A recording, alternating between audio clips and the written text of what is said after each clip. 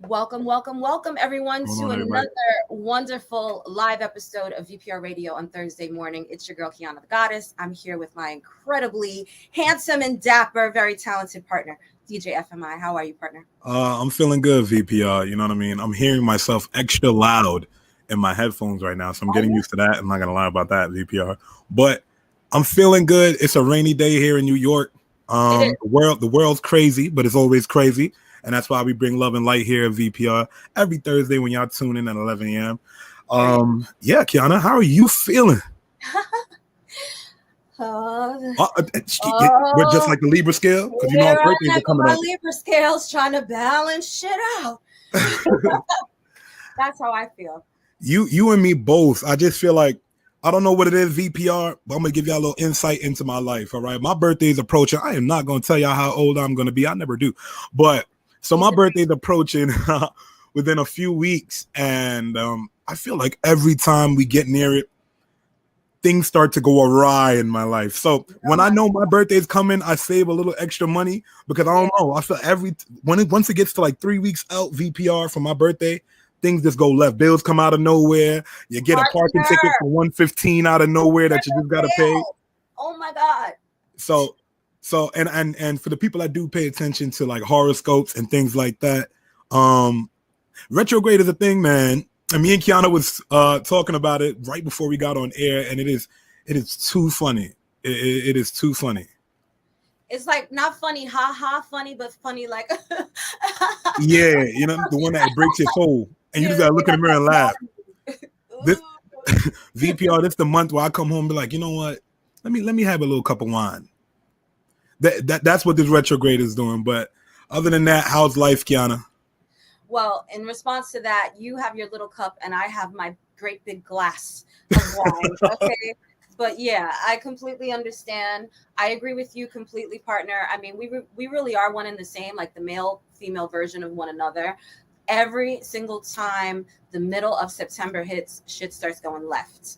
And now plus we're in a retrograde. Retrograde was in Virgo, and I think it moved into Libra today. Remember, I told you it's in our sign, so we feel it a lot. Like the first day Hmm. of retrograde, I almost lost my phone, almost left it at Staples, and I ran back in, and it was right there. I was like, oh, Um, okay. I have so many events and so many people calling where it feels like my head is everywhere. I'm running to just editing, VPR, then from doing that to shooting a video, then from doing that back to editing and getting ready for a show or a wedding or a concert. So I've been all over the place, and it's just like I'm just really on top of myself and remembering everything I because get this it. is not the month for mishaps. Yeah, this is definitely not the month or the time for mishaps. For you guys that are watching on Instagram, I appreciate you definitely trying to go live more. You can also join us live on Facebook. We're streaming from our VPR Radio website, www.vprradio.org. But yeah, partner, retrograde is definitely a thing. I was having this conversation with somebody yesterday, and they were like, "Oh, you believe in that stuff?" I said, That's "Let what me they tell said to me, and I'm just like, you know what? Why you wouldn't I? facts." If they telling me aliens is real, and they if you didn't see that post that's actually online that's floating around right now, I think the military actually said they have way more videos of aliens, but they don't want to release it in order to cause any kind of Yeah, mass hysteria. That's yeah, crazy. yeah. And I feel I like think it's since COVID, all of these things that the government has been telling us, things that have been happening. You turn on the news, what has happened with our last president Trump. If you turn on the news, that man has so much legal battles that he is going through right now. I just feel like COVID happened and the world has just went upside down.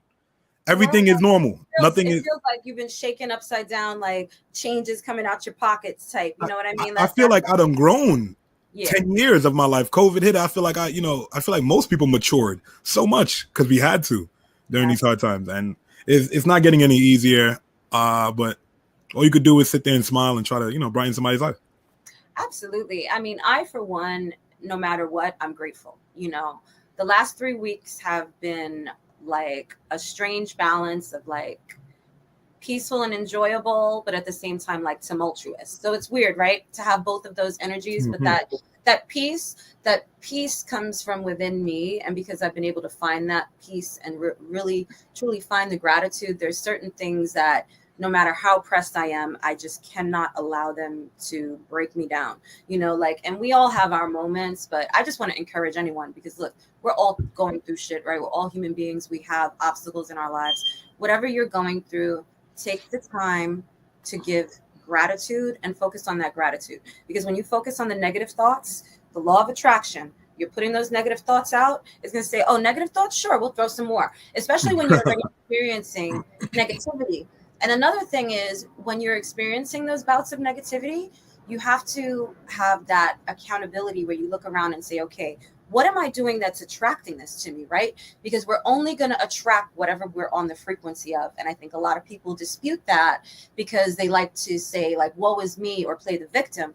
But you have to think about a victim mentality is going to attract that person that's going to oppress you so that you can be the victim. You understand what I'm saying? So it's moving from that, and it's growing. And like you said, with COVID, I, for one, have, ascended so much, mentally, emotionally, spiritually. And, I'm very protective of that energy, and I'm very grateful to be in that energy. So no matter what is thrown up against me, I'm going to be like, all right, take the hits and keep on chucking, because we're warriors out here. So stay strong. If I got to take the hit, Qiana, I'm throwing it back. That's how I'm living life nowadays. You know what I mean? That's still dangerous. Back. And I'm ducking most of them. You know what I'm saying? Like, I'm not trained martial arts for nothing.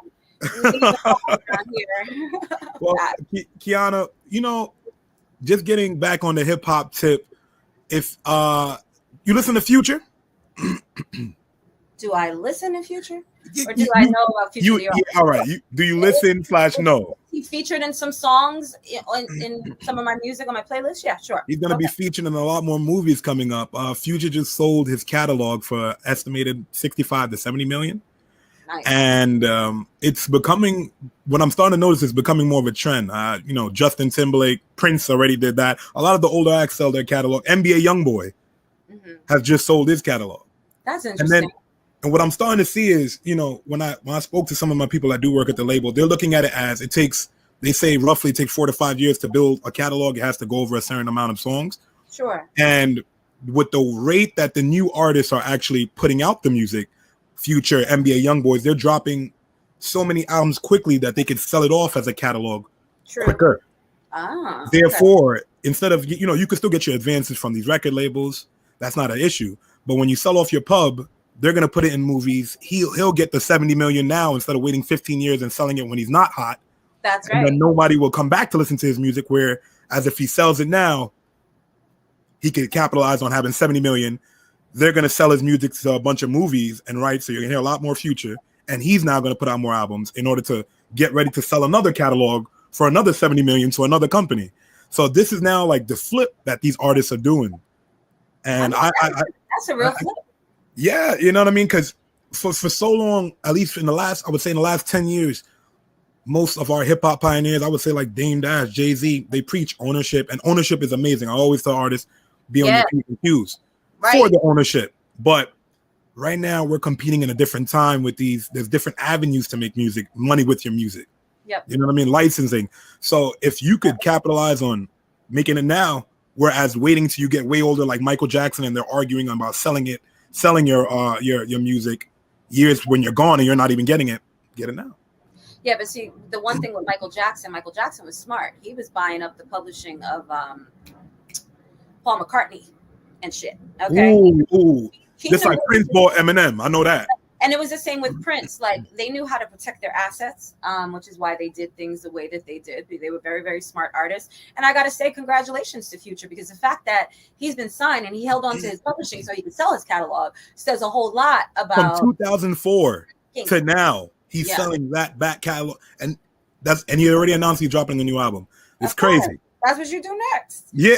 While everybody's buzzing about you, you drop an album. So, I mean, it's brilliant. It's a brilliant business move. Congratulations to Future. Yeah, man. I feel like, artists are wisening up. I see a lot of backlash online for people against him saying, oh, why would you sell your catalog? But if you know the business behind it, it's day and night. It's nothing to really talk about. It's nothing to discuss. There is nothing. You know what I mean? When you see... millions and millions and millions of dollars plus get residual payments. Like, why not? And watch how much times you're gonna hear "Mask Off" or "Codeine Crazy" when your favorite movie trailer comes up. Absolutely. Molly Perkins set with an explosion sound. You already do. Like, on some real shit. I've heard quite a Mm-hmm. bit. Like Netflix uses his money. I mean, his music a bit. So At least the shows that I watch. Shout out to DJ Tech One. Are you in London yet, my love? man, Tech One's always running around. I Just know. the world in He's general to be tour. touring. Hey, that man, he's the guy. He is the guy. Well, Are the guy. another topic that had really had me just baffled. You've been paying attention to Kanye West. I know it's a lot. Not as of recent, so no, you'll have to fill me in on the latest. Well, other than him splitting, I was about to say, other than him splitting with them and them stealing his design, right? He's still in court arguing for his publishing because he actually sold his publishing around 2019, and he's trying to renege on that. And it's a gift and a curse. You know what I mean? When I read that just now, I was like, it sucks, but some of the rights that they sign away, they can't stop making music. No. You know what I mean? Because if you're giving your pub away, a part of that clause is you have to stay relevant. And by staying relevant means releasing music just so that catalog still builds up revenue. Right. Crazy times right now. Yeah, you can't renege on I mean, we talk about this all the time, right? You cannot renege on a contract. You cannot sign and then say, oh, I changed my mind. Like, that's why it's a contract. That's why you sign, you put your signature. It's a binding, legal freaking document. It doesn't matter who you are. That's what's up, Tech One. Enjoy your video shoot. But also my thing with the Kanye and watching Adidas steal his design. Did you see the shoe that they released that was actually like based off his foam runner? But we live in America. How many designs, songs, inventions are stolen from our people on a consistent? That's my problem. That's the issue I want to discuss, Qiana. I just feel like, it's other than Kanye being Kanye, we know his attitude or his sentiment or how he walks around. Yeah. But when it comes to his business, I like how the man carries himself. And to watch one of the hugest corporations steal a design from this black man that he's built off his name and then I'm seeing the sneakers side by side. I'm like, there's no comparison. They look the same. Yeah. One's a shoe, one looks like a slipper, but it's the same thing. They stole 3 designs. But what a lot of people don't understand, and this is where, I worked in corporate fashion for many years. So from design to manufacturing, product development, I know the intricacies of designing a garment, right? All of these factories are designing the same shit for different designers, for different retailers across the board. Okay. Even for companies like Payless, who's no longer, in business. Shout out to Payless. They used to hold it down. Shout out to Payless. In fact, so much so, let me tell you, Payless did a spoof. Okay, I don't know if you ever saw this. They did like a fake brand launch, and they acted like they were a big designer. They took their $20, $30, $40 shoes and sold them for $600, $700. And the people came in, they were all like bloggers and fashion influencers, and they were like, "Oh my God, these are great! I would definitely pay $400." They came out buying them, blah blah blah blah blah. And guess what? They were all those cheapy shoes that they never even think about entering. But here. The point is proven just like that. Those are the same exact factories that stick Jordan on that. I was just about to ask you the Shaq logo. All that do the Shaq logo. And if you remember about Shaq shoes used to be in Payless. You feel me? Yeah. So him and Patrick Ewing. Like, let's keep it real. They started from the bottom in the terms of like retail and then raised their value up. But Jordan wanted $300 shoes that Republicans could buy, and Shaq wanted $10 shoes that everybody could buy. So, hey, man. That's right. And remember Starberries? I don't know if you remember that. Yep. I had a pair. And he was the one that really, and I pushed for it because I was like, this is all a fact. Those same exact shoes are being designed in the same exact factory, adding a different logo and then pricing it. And by the way, when it's being sold from China, the price that they're buying it at, landed duty paid, LDP, which means it's going to be shipped from there, customs. Talk about it. Get here, right? This is all technical shit. I know what I'm talking about. Their LDP price for the box and the shoes is usually around $10 to $12. So those $10 to $12 constructed from the bottom of the sole to all of the leather and everywhere are shipped here and then sold for $300, $400, $500, $299. That is what you're getting. And the same factory that takes those $10 shoes, sends them to another like cheaper retailer. And $30, it's the same quality. I've been wondering because have you have you bumped into anyone that has been like selling shoes independently? Like, you know, people are designing it. And I've come across this shoe brand that people are saying, oh, my shoe's made in Italy. I've come across 3 individuals selling sneakers, but they're all sourced from the same place. I noticed the box is the same box. It's the I know same what you're hard. talking about. You see what I'm saying? So now that you're giving me more insight into that, can we just touch on the process? I'm like, with the materials that they use there, are people just going to the same manufacturers all of the time? Like, instead of like finding an up and coming manufacturer? Like, well, first of all, to understand the manufacturing business, you have to understand like breaking into being a manufacturer. You have to have had that history. You have to have contacts. You have to have the machine. Liquid cash, probably, right? Right. So most manufacturers have already been established. You don't necessarily want to start with a brand new one because you don't know what their history is. You don't know what their profit loss is. You don't know if they deliver on time. You don't know what their quality control is. So it is actually, risky to go into business with a new manufacturer. So most of the manufacturers, they even own the other factories and stuff. They're sub factories. You'll have a garment manufacturer, but they own a fabric factory, right? And you'll buy Qiana, you, DJ FMi from VPR. We're designing. We're going to buy fabric from one factory. It's actually owned by the manufacturer. They said to us, oh, you need fabric? Let me recommend to you this one. They'll give you a good price. That's their shit. Then we're going to buy the fabric. That's their shit.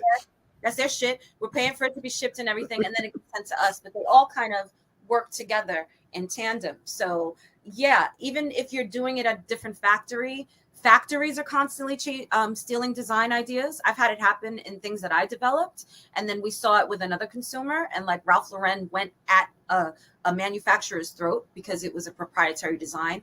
But see, that's where you have to have your shit in order. Get your shit trademarked, okay? Yeah, Velvet knows. She said, preach, so true. She knows. She's been working in the fashion industry just like me many, many, many years, and she has her own design line. She knows about shit getting stolen. She knows about manufacturers. She used to be a reseller check out Velvet high-end bags. You know what I mean? And she used to source them at that wholesale price because she knew how to get directly to the manufacturers. So it's all a game, but in just like with technology or anything else, if you're going to design something, it has to be proprietary. If you cannot trademark it or you can't patent it, be ready to make the next best thing because someone else is going to come in and they're going to knock it off.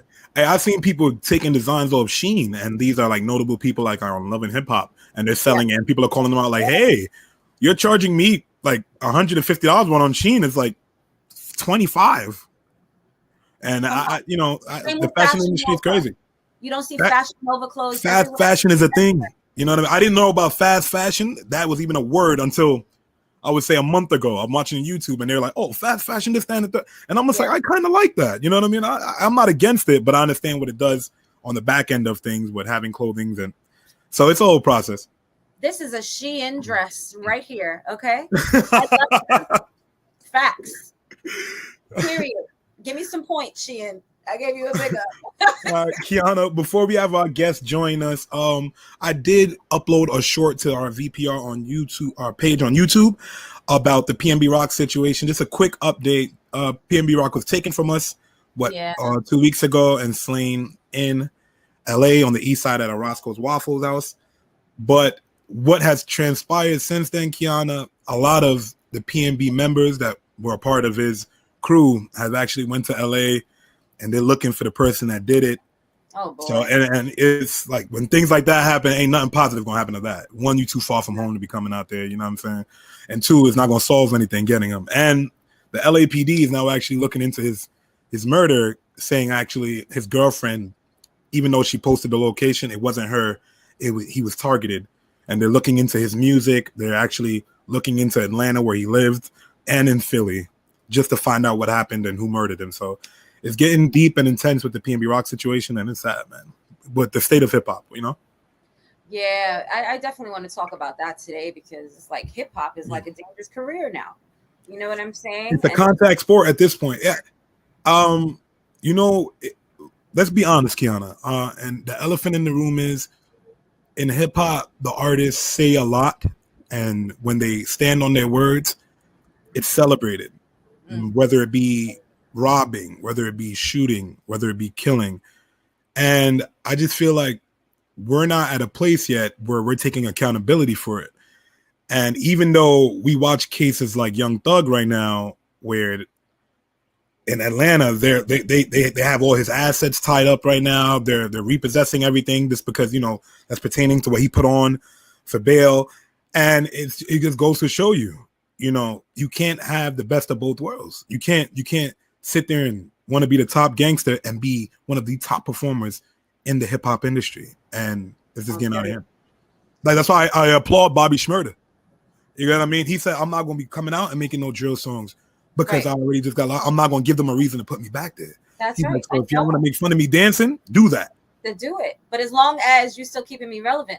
And again, and I will drag this because so many people don't understand the power of the words and the power of the law of attraction. The shit that you're speaking out, that frequency that you're vibrating on, that gangsta frequency, you're going to get that gangsta frequency coming back to you. It's really, people don't decipher how real that shit is. You got to watch what you speak. And look, we love to say it's all music, it's all art, but art imitates and creates life.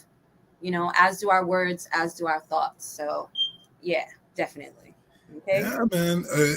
Hip hop, we gotta do something better because losing all these artists when they're in their mid-20s, they're not even making it 30. That's nothing to be celebrated of, So we got to do better. We have our guest here, Mike Lowry, and I can't wait to bring him up. We have so many questions. Let's get him up here. He came. First of all, let's applaud his professionalism. He got here at 11 a.m. You understand? I'm ready to go. I was like, oh, well, actually, call time is 11:30, but we love that you're here. So professional. Hey, Mike, welcome to the show. Hey, can you hear me? Yeah, we can. Yeah, I can hear you. Good morning. Good morning. So where are you? It looks like you obviously have something going. Is that like a church? What kind of backdrop is that? Yeah, I'm actually at a church. I can come all the way back here and show you that this is not a digital fire. Yeah. Yeah. I was about to say, I thought it was a green screen at first. I'm about to say this is the best green screen I've ever seen. I could tell that was definitely real, and you could tell with the acoustics. Listen, you can definitely tell it. So, what are you doing? Are you shooting? Are you in the middle of shooting something right now? Yeah, I have one of my best friends has a production church where we work out of. I did some comedy in here. We shot some music videos in here. We kicking it, chilling. Came early in the morning and came to hang out and set up, considering we had all the equipment here. So here we are. I love it. So I know you're just coming off a lit weekend, right? You just came off stage. You're about to jump back on stage. Tell us everything. Let's start from the beginning of your career to now. Fill us in. Oh, that's a loaded one. The beginning. Let's start with how I came about even being on the stage. I grew up in a church. It's funny. I'm in a church. I grew up in a church singing in choirs as a kid. My mom used to always put me in any sort of talent show, if you will, as a kid growing up. In schools, they had the talent show, they had chorus. I was in all of that, which I guess you can say got me familiar and comfortable with a stage. As I got older, I'm going to say this is like what I'm saying. As I got older, I would say 10 years old, I started developing the rap skills, if you will, and loved every moment of it because it was very therapeutic. As I developed that, Can I pause for a second? He said he developed his rap skills at 10, y'all. 10. At VPR, y'all don't know. He said his rap skills. I listened to this man rap in a room full of people. And actually, I think you were on a stage that I actually DJ'd at when I was looking at the video. But we're going to tap into that a little bit later. But continue going, man. Okay, so I'm going to do it in years. Let's go 10. 10, my first instrumental I ever had, I think, was No Diggity. My mom had a 100-disc changer. And I used to always, just listening to tracks. My mom always had singles and records and CDs and things of that nature. She had No Diggity. She also had, what was it? I think it was P. Diddy and Mace joint. I forget which one it was. So I'm sitting there just writing rhymes, you know what I mean? Didn't even dawn on me that I'm writing a song or I'm writing a freestyle or whatever the case. I'm just writing, I'm just having a good time. Not conscious of what exactly I was doing until I actually ran into people that was doing the same thing, which I found out my childhood friends was rapping, they was freestyling. And I was just like, damn, they doing the same thing I'm doing. We speak the same language. And that encouraged me to step out of my comfort zone of not even telling people that I rap, to telling people like, yo, we rapping, let's go. It's Friday, let's do it. It's Thursday, let's rap. Oh, what time is it? I just ate, let's rap. Like continuously doing that. I would say from the age of 10 to the age of 14, I was just freestyling off the top. Within the 10 to 14, one of my best friends from Bronxdale Projects, he lived across the street from me. We were sitting on the stoop in front of the building, and he was like, "Yo, you should make beats." And I'm just like, "What you mean?" And he's like, "Yo, you dope. You rap and you can beatbox." I didn't mention that part, but I used to beatbox too. That was because I didn't know the concept of making an instrumental. So beatboxing would be the first thing you would gravitate to convey a thought of song, right? So I was like, you know, I don't even know what that concept is, what you're saying to me, but I'm gonna keep beatboxing, you're gonna rap, and then you're gonna beatbox, I'm gonna rap, and we're gonna do this. Fast forward a little bit, let's say 14. 14, I'm already making beats off a Yamaha keyboard that my mom and dad bought me. It had like I five remember the banks on it. Yamaha, the keyboard, bro. The Yo. throwback Jones. You got to plug it with the adapter. Yo, no quantize. I had to be on the one. I had to end it properly in order for it to loop.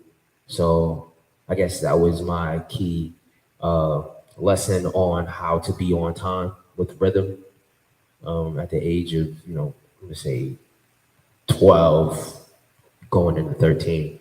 Once I turned 14, I had a computer that actually had FL Studios on it, which was Fruity Loops at the time, and didn't know how to sample yet. Sampling wasn't even a thought. It was just synth. I had nothing but synth sounds and stock drums, and I had to figure out how to make beats on that. So I already had the experience on creating beats on this Yamaha, so I had some sort of experience. So learned how to do that.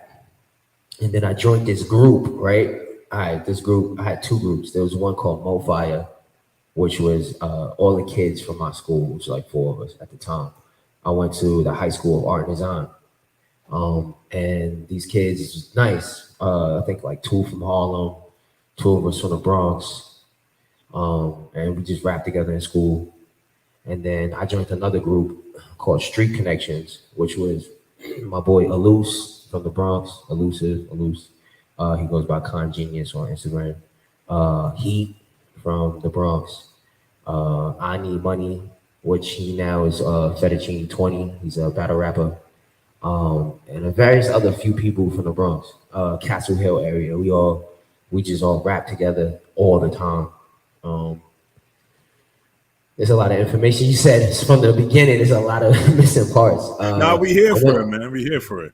No, definitely. And I think what I love about attacking it from the beginning is that not just can, you know, we see your evolution as an artist, but it becomes something that you actually get to see and appreciate too when you step back to it. You know what I'm saying?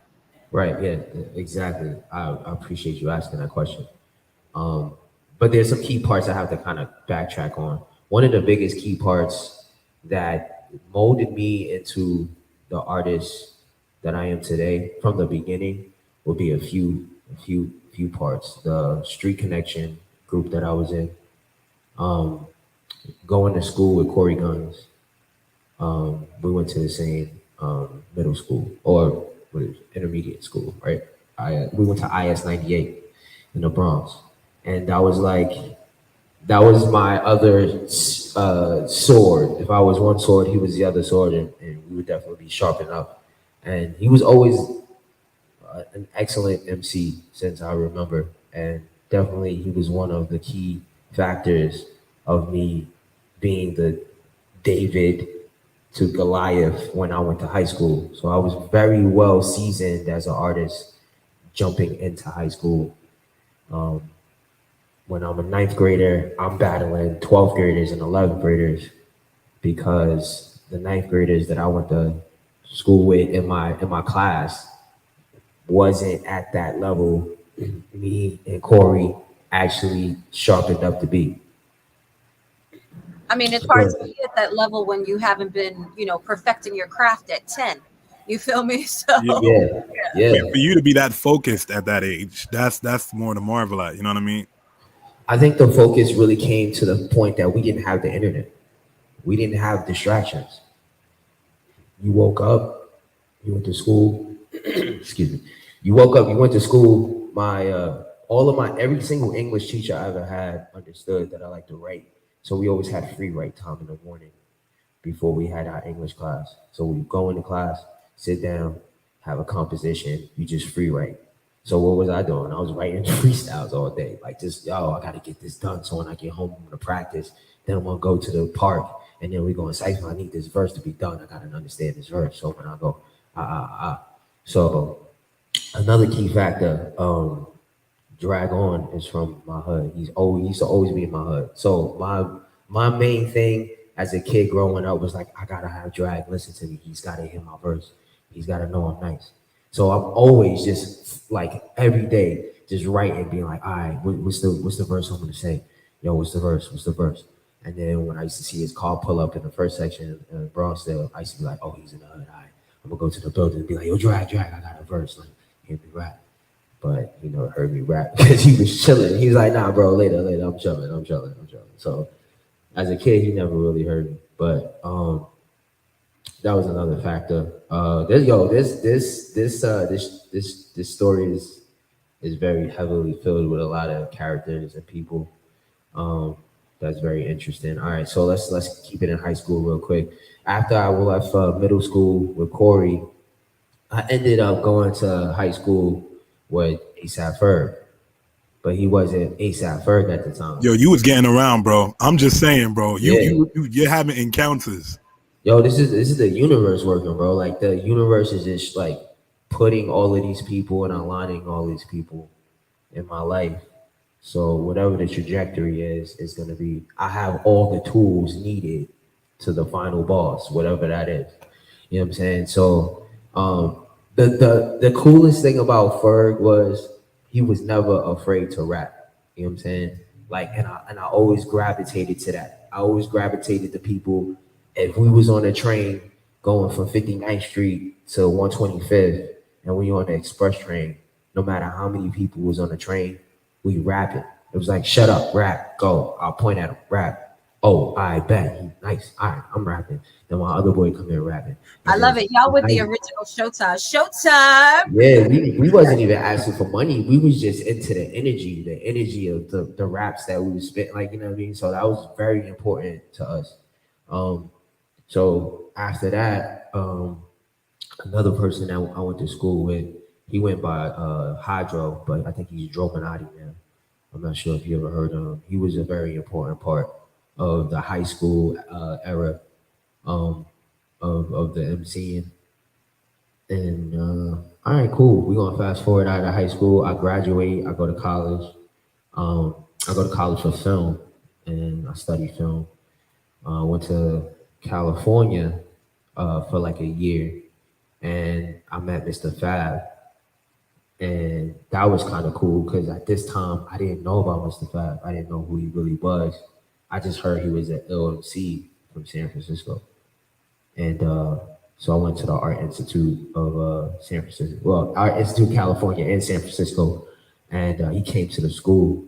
And I'm from New York, so like when it was like, yo, there's a famous ill rapper coming to the school, I'm like, man, let me hear this, man. What are you talking about, bro? New York is always.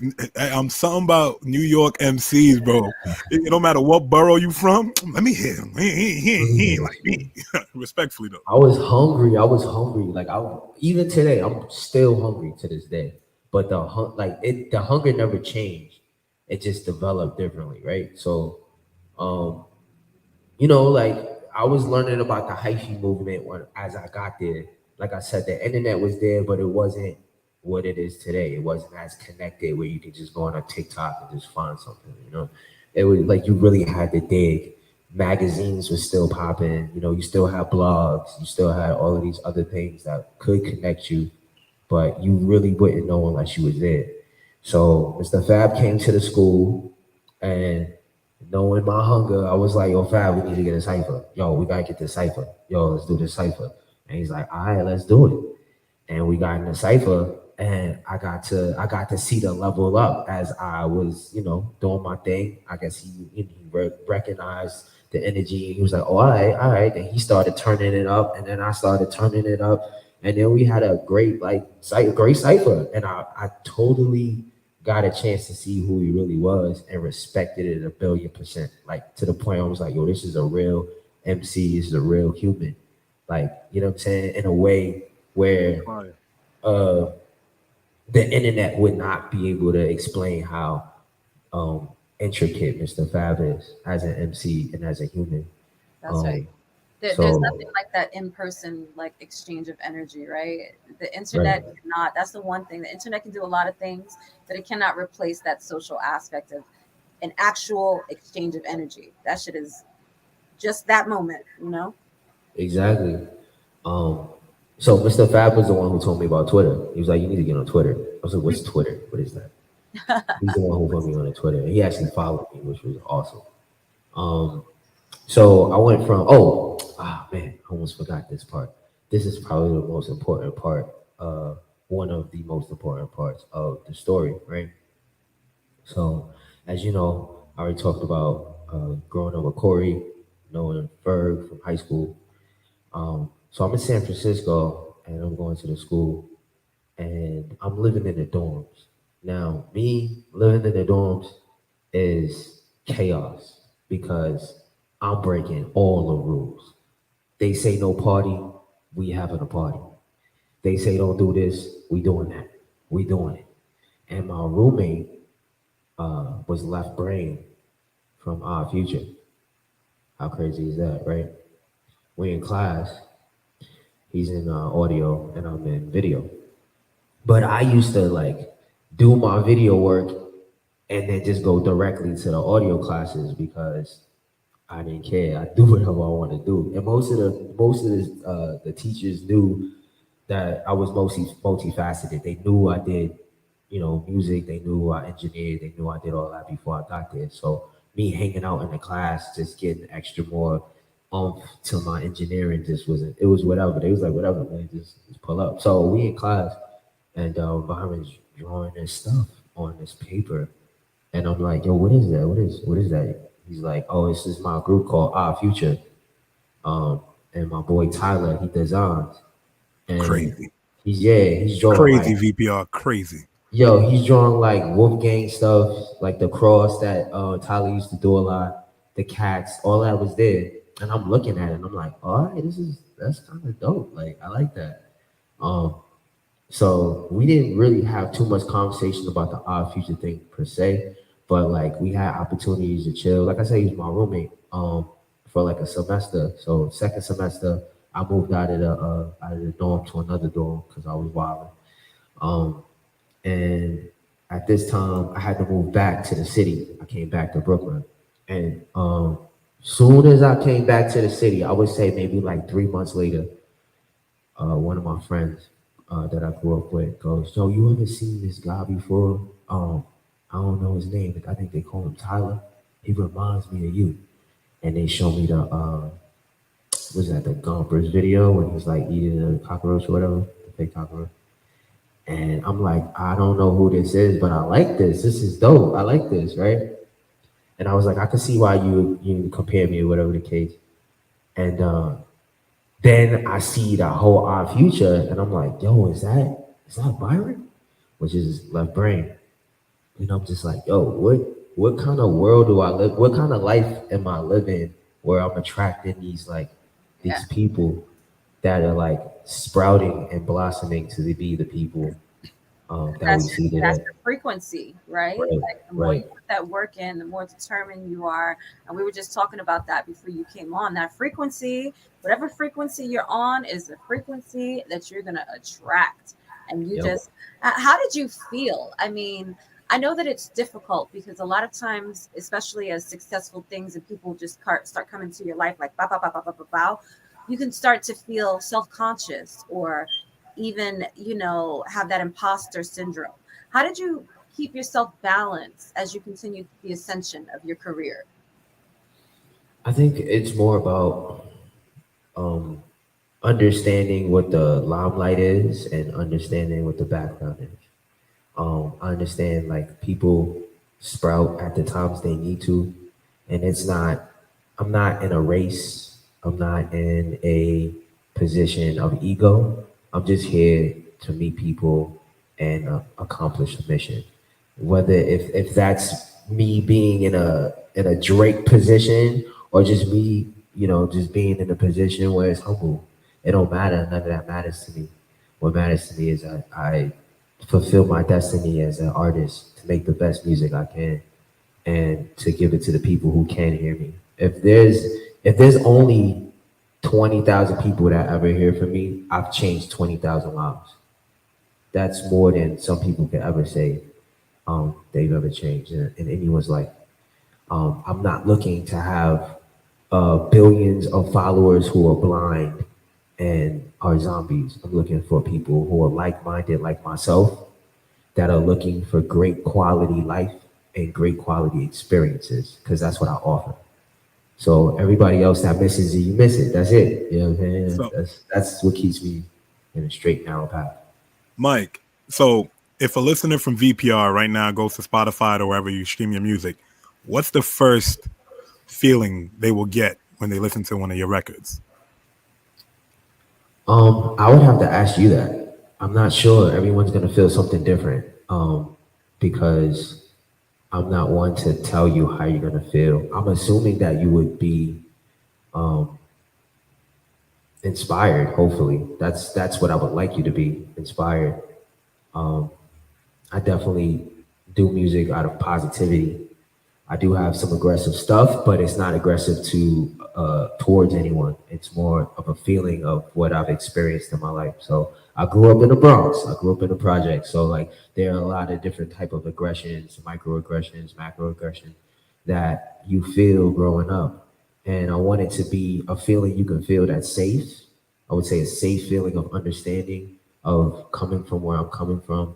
Whether you're from there, you understand what I mean when I say it, or when you feel it, or you understand where I'm from and you feel it, and now you understand that the struggle is real. You know what I mean? The life that we all live in these places are real. So if that kind of paints a picture without telling people how to feel or what they're gonna feel.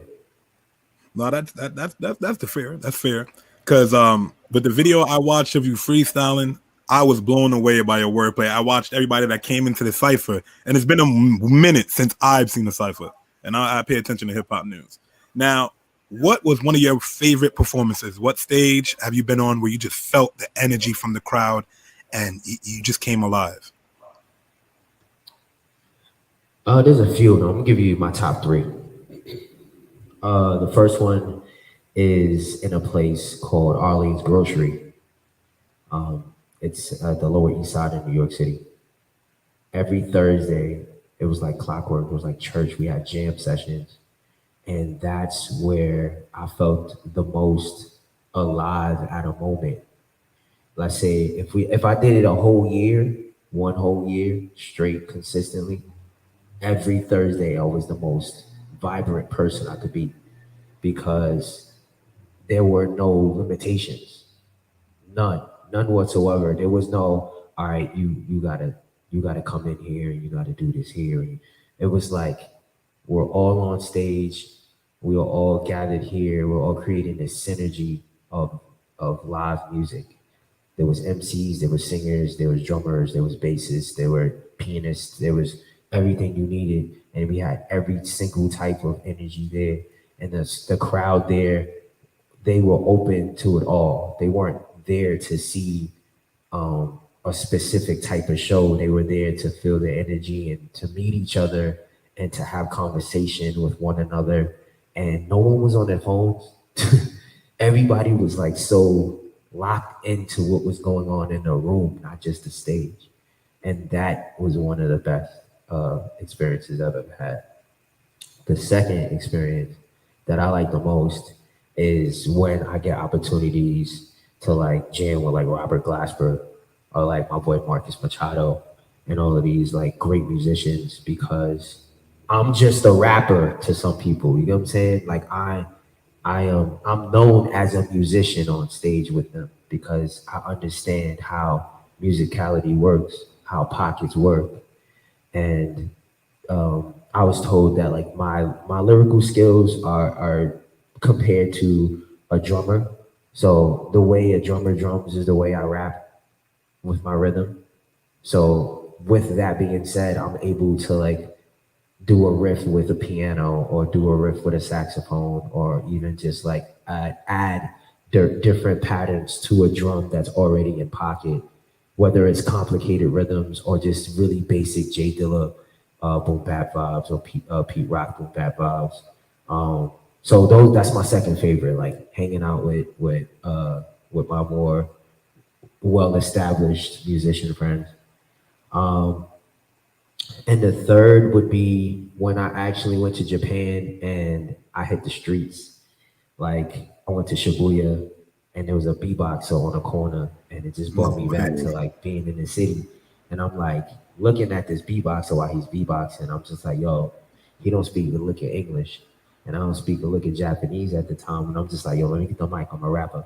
And he just passed me the mic and then we just started going. He's like, it was the craziest moment that I realized where it was like language does not matter. It's which like it's the same exact, let's say, color we were like radiating. It was the same exact thing. Like I didn't have to say nothing. He didn't have to say nothing.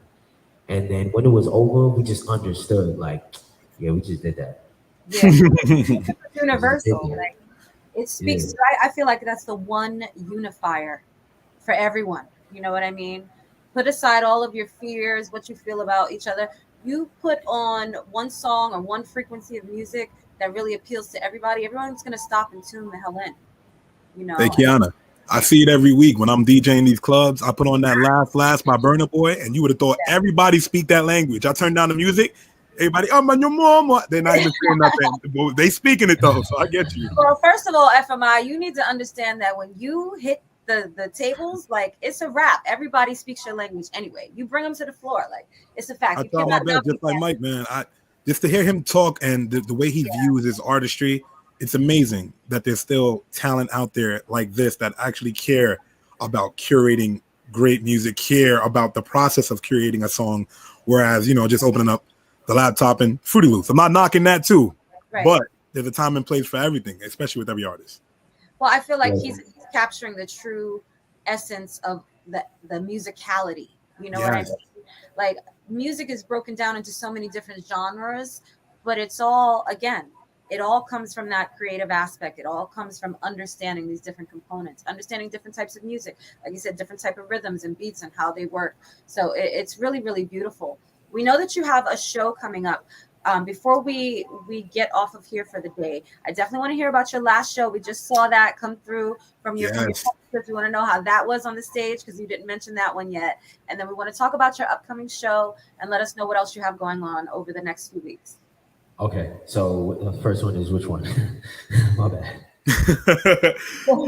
The stage that you were just on, who was it? FMi. I think it was Barry Bliss. I'm not sure if it was Barry Bliss, but it was a cipher. It had a female. Another the Coast Contra show. Yeah, the Coast Contra. Yeah. Okay, that was a sold out show. Shout out to Coast Contra for even just bringing that energy. They brought real authentic hip hop, and their whole set, their whole curation was like straight raw hip hop. That was dope. I was there as a spectator at first. I wasn't there to like get on stage at all. And the lady that you spoke of, her name is Charm Taylor. She lives in New Orleans right now. A force to be reckoned with. I definitely say look her up. So she invited me. That time that happened was actually the NFT NYC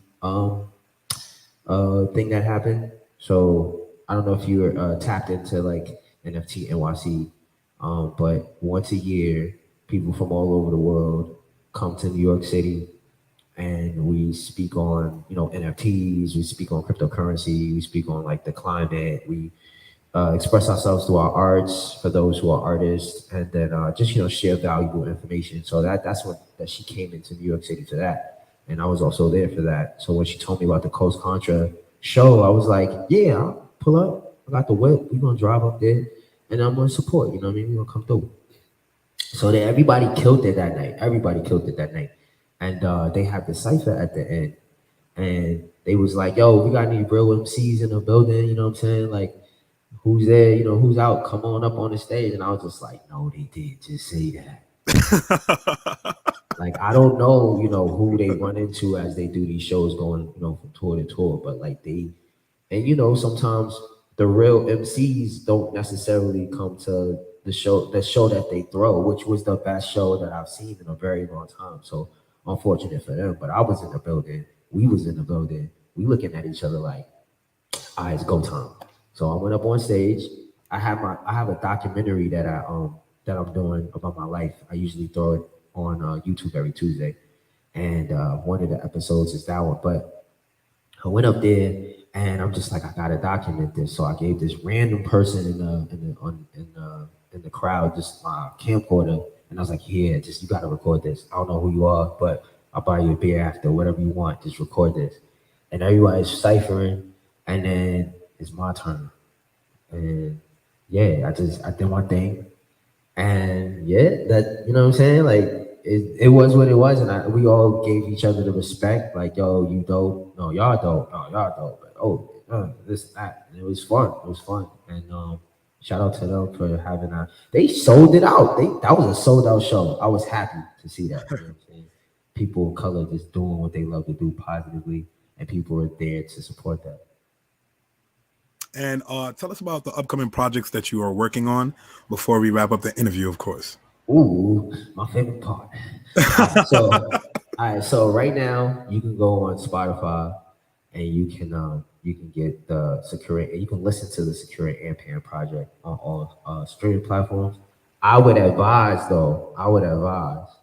that you go to my website and actually cop the album, because I got a physical copy that comes with it, and I put it together myself with my co-producer, that boy Grant. It's an experience. It comes with a magazine, it comes with a patch, it comes with a cassette tape, it comes with stickers, it comes with a whole thing. Like, remember when you used to like buy a CD and then you opened it up when you was on the train going home, because and you would just read it. You couldn't wait. You got to pop it in your Walkman and all of that. Well, you went to Virgin Mega Store when it was on 14th Street, Union Square, or the one on Tower Records. Yes, sir. You would like smell the little package. I used to smell it. Yeah. Smell like life. But yeah, so we kind of brought that vibe back. We brought that vibe. It has a magazine inside. Got the book. Definitely go check that out. Because it's really about supporting the artists. You know what I mean? If you support me through Spotify, thank you for listening. But that's just the surface. There's more levels to what I do. So I would say Spotify only pays these artists, by the way, like, cents on the dollar, you know what I mean? Cents per 1,000 streams or so. So if you really want to, support an artist wholeheartedly, especially one as serious as this, hit his website. Is it MikeLarryDraw.com? MikeLarryDraw.me. .me. So MikeLarryDraw.me. Make sure you guys are following him on Instagram. And make sure you check out his merch. Them sneakers, his merch is there. I done looked at it, so now that I know I'm getting the tape deck and all that, now I'm really inclined to get the music, because I'm like, all right, I like the merch too. Love it. Super fire. Yo, so fire. Right. And tell us about your show. You have a show on Saturday, or is it tomorrow? I got a show this Saturday, y'all, in Brooklyn, at this place called Freya, Brooklyn. The tickets are on my website, MikeLarryDraw.me. It's called the Otaku Way, which means nerd way. We're gonna have video games there. I'm bringing my emulator. We're gonna be playing Hang Time.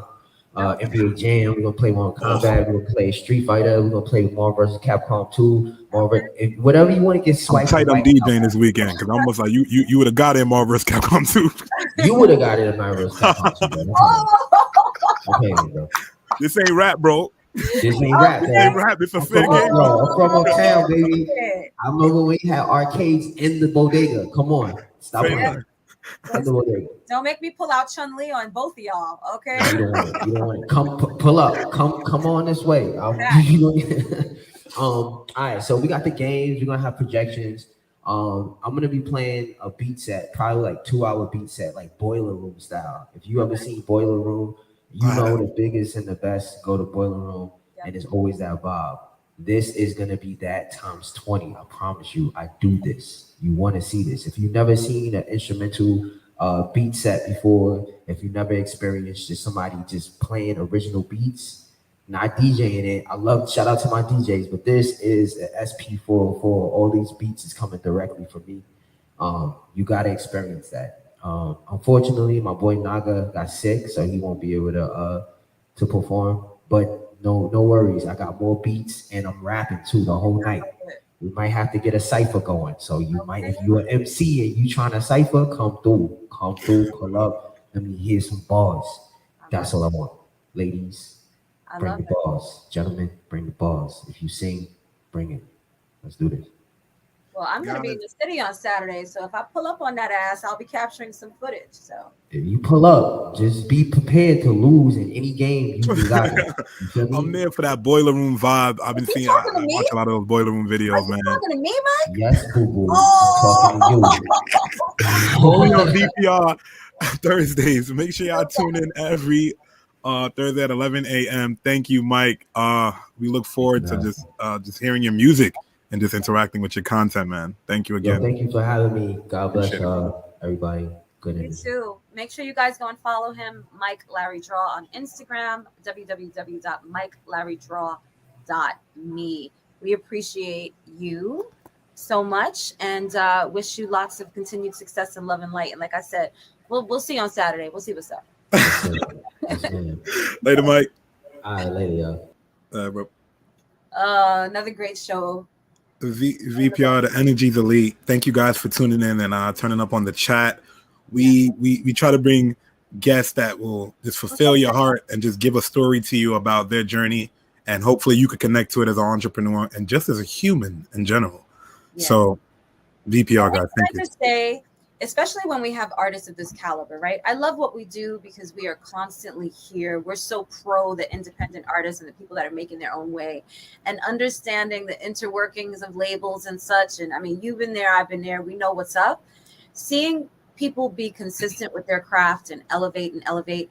For anyone that is an aspiring musician, I definitely suggest that you, if you're coming in now, run this interview back. There's so many gems of inspiration. This man hit a certain frequency and didn't stop. And once he got on that frequency, he just kept attracting into his vortex the people that would feed his craft. So, this is why I love what we do, partner. I could feel like this, and then I come out of VPR and I'm feeling like this. So it's a good look. It's the truth, though. It's the truth. You know what I mean? I don't even need my coffee. Once I get in VPR, the Energy's Elite, and then we get the rolling and we get going. Yeah. But guys, we will see you next week, same time, the greatest time, VPR, 11 a.m. All love. Yeah. Stay great. We love you for watching. We'll see you next week, guys. Ciao. Later.